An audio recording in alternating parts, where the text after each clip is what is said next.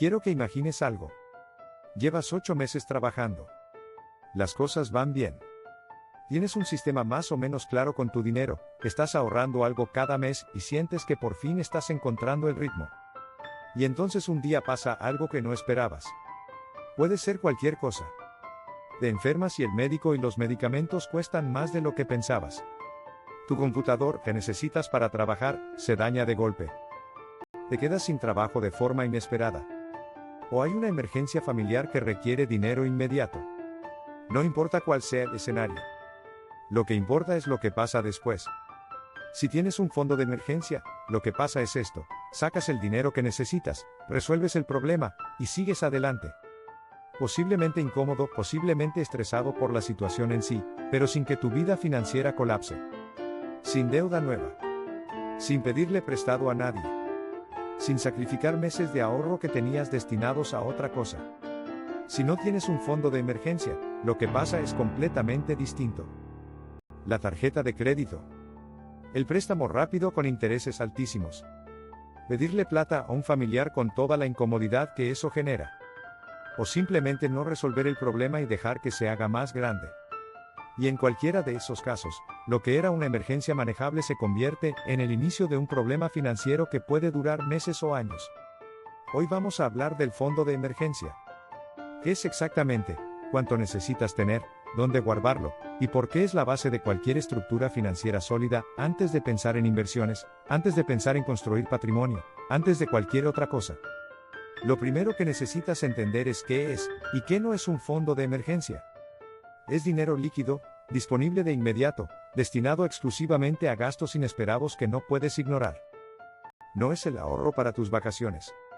No es el dinero que estás juntando para comprar algo. No es tu fondo de retiro.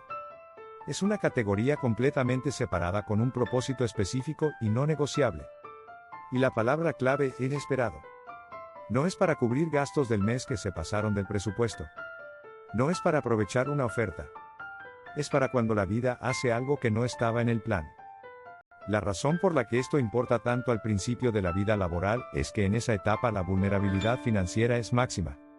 No tienes años de ahorro acumulado. No tienes activos que puedas liquidar fácilmente.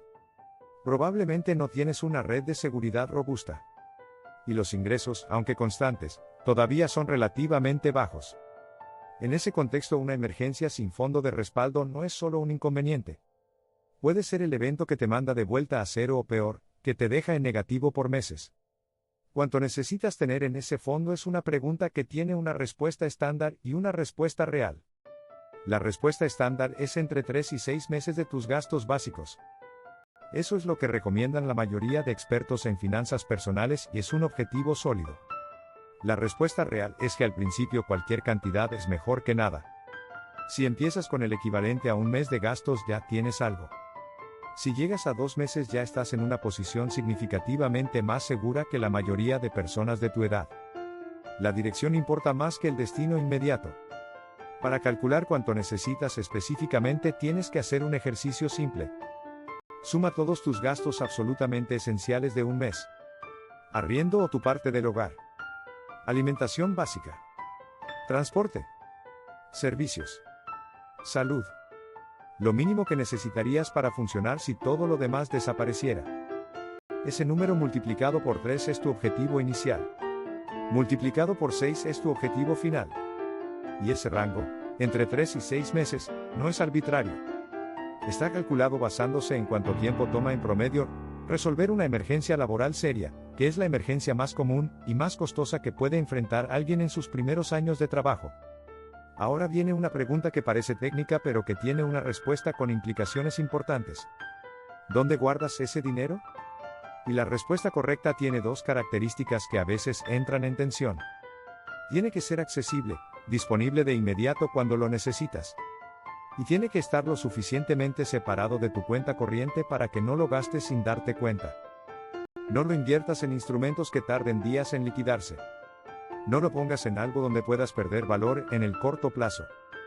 Pero tampoco lo dejes mezclado con el dinero de tus gastos cotidianos porque si está ahí disponible y visible el cerebro tiende a encontrar razones para usarlo. La solución más práctica para la mayoría de personas es una cuenta de ahorro separada, idealmente en una institución distinta a donde tienes tu cuenta principal, con una pequeña fricción para acceder a ella. No que sea imposible sacar el dinero. Solo que no sea tan inmediato como simplemente transferirlo con un clic desde la misma app. Esa pequeña fricción es suficiente para que el cerebro lo trate como lo que es, dinero reservado, no disponible para el día a día. Hay algo que mucha gente no considera cuando está construyendo su fondo de emergencia que puede hacerlo más efectivo. El fondo no tiene que llenarse de una sola vez. De hecho, intentar llenarlo de golpe sacrificando todo lo demás es una de las razones por las que la gente abandona el objetivo. Lo que funciona mejor es un aporte fijo mensual, pequeño pero constante, que vaya construyendo el fondo de forma gradual. Si separas el equivalente al 5% de tu salario exclusivamente para ese fondo, dependiendo de cuánto ganes, en 6 meses o en un año puedes tener una base sólida. Y durante ese tiempo ya tienes algo. Aunque no sea el objetivo final, ya hay un colchón.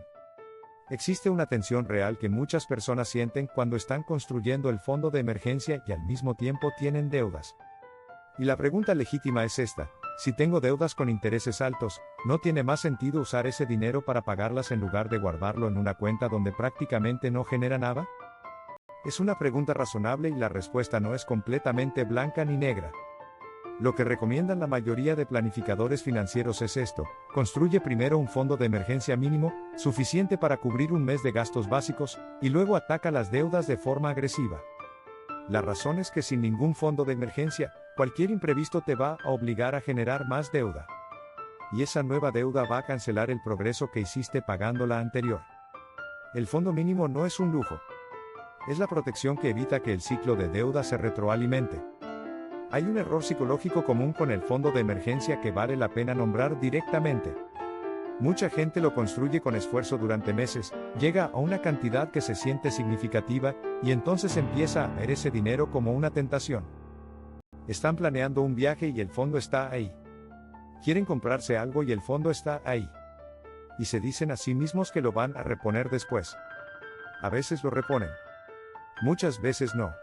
Y terminan con un fondo que nunca llega a su objetivo porque cada vez que crece aparece una razón para usarlo que no es realmente una emergencia. La solución a ese problema es tener absoluta claridad sobre qué califica como emergencia y qué no. Una emergencia es algo inesperado, necesario, y que no puede esperar. Un viaje que querías hacer no es una emergencia. Una oferta irresistible no es una emergencia. Un gasto del mes que se pasó del presupuesto no es una emergencia.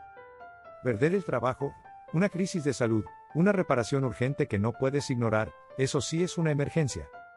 Y cuando usas el fondo para algo que sí califica, sin culpa, con la tranquilidad de que está cumpliendo exactamente su propósito, la siguiente prioridad es reponerlo lo antes posible. El fondo de emergencia no es el instrumento financiero más emocionante del mundo. No va a hacerte rico. No va a multiplicarse. No tiene la atracción de una inversión que sube. Pero hace algo que ninguna inversión puede hacer: te compra estabilidad. Te da la capacidad de enfrentar lo inesperado sin que te destruya. Y en los primeros años de vida laboral, cuando la vulnerabilidad es alta y los recursos son limitados, esa estabilidad no es un extra. Es la base sobre la que se construye todo lo demás. Piénsalo de esta forma.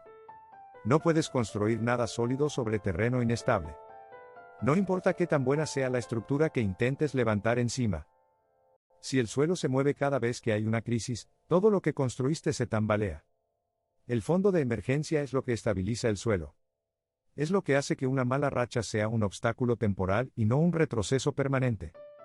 Y la pregunta que te dejo hoy no es si deberías tener un fondo de emergencia. Eso ya lo sabes. La pregunta es cuándo vas a empezar a construirlo. Porque si la respuesta es cuando me sobre dinero, la respuesta real es nunca. El dinero no sobra. Se decide. Y esa decisión, tomada hoy, con el primer aporte aunque sea pequeño, es el inicio de algo que va a cambiar la forma en que enfrentas los próximos años de tu vida.